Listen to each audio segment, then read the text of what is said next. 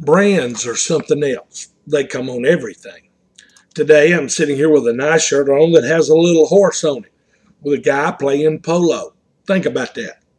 About the only thing I know about polo is how to spell it, and that it involves a horse and a rider and a stick. Yep, here I am advertising for polo. Matter of fact, I have a t-shirt on that advertises for polo as well. If you're much of a sports fan, you recognize the check mark, just a one big check mark, as the logo of Nike, one of the world's leading sports equipment companies. And then almost everybody in America, if not the whole world, knows what the golden arches are. McDonald's is one of the most recognized brands in the whole world. We even know the little girl with the red hair and ponytails that Wendy's, the hamburger restaurant, is named after. By the way, I noticed she's doing many of the Wendy's commercials herself now. She's all grown up. Every time I see her, I'm reminded of the little red-headed, ponytailed girl in the brand. The Pepsi and Coke brand are probably one of the most universally known brands in the whole world. Brands are very important. Even at our church, we spell Crosswater out in a kind of a brand identifying logo. It has a T that's shaped like a cross, and then there's a line under the word that looks a little bit like water, signifying both our name and our faith.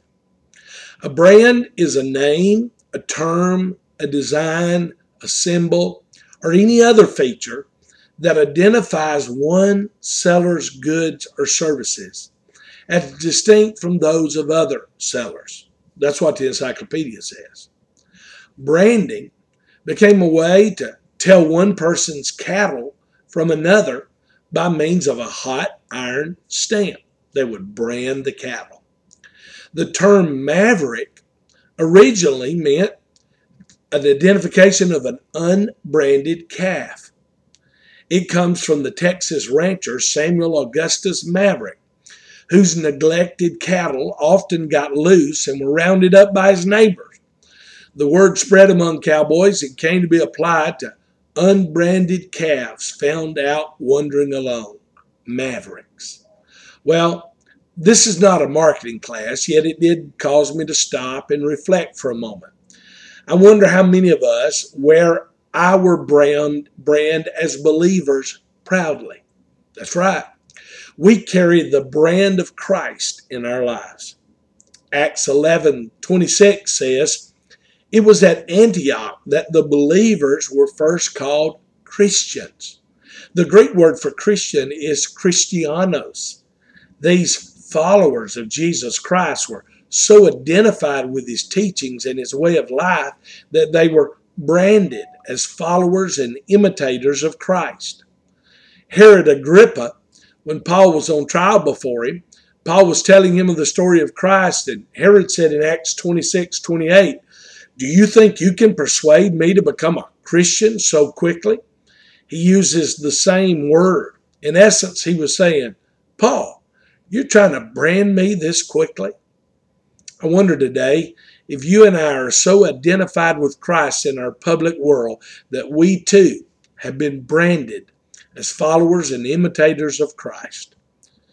Or is it possible that we're seen more as mavericks, loose, free, and uncommitted to anybody?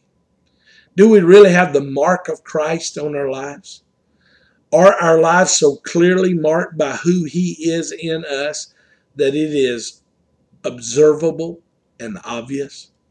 Today, let me encourage you to come out of the closet with your faith. Be a marked man or woman. Let the mark or brand of God be evident in your life. Here's a thought for the day. Bring your faith out of the closet. Here's a prayer for today. God, let my walk with you and association with you be so obvious that all will see and know I am a branded man. God bless you.